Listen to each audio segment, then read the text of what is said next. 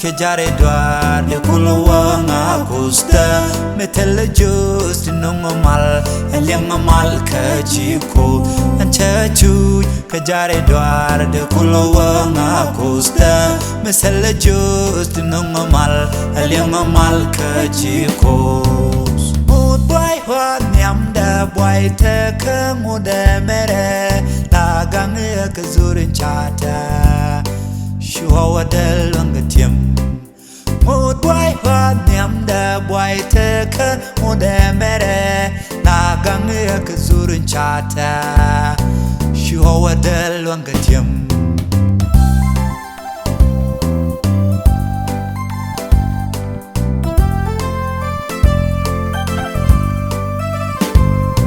la quer ke cherarun ke goy kene bom an kan me chu ke jal karwa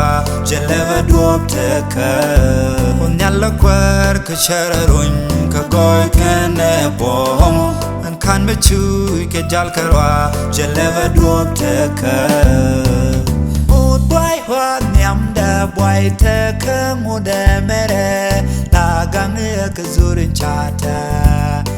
shuwa wadel wangatiem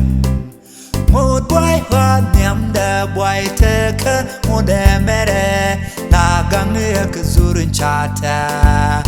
shuwa wadel wangatiem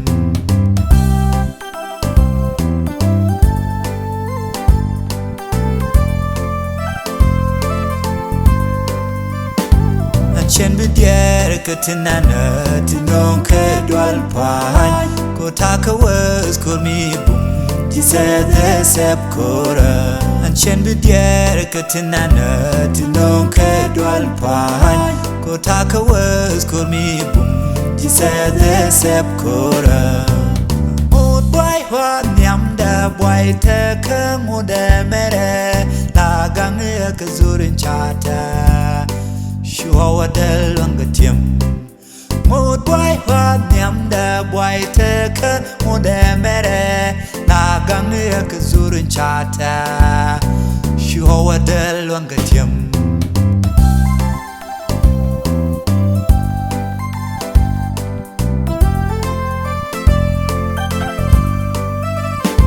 Chugoy ka gur ke shikanung shat ke jusuk kwa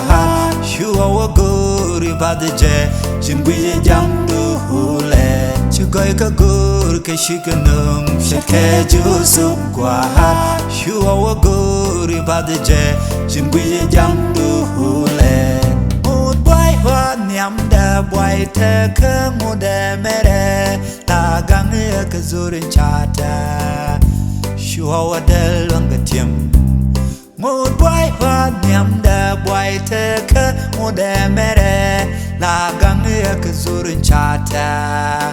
shuwa wadel wangatiem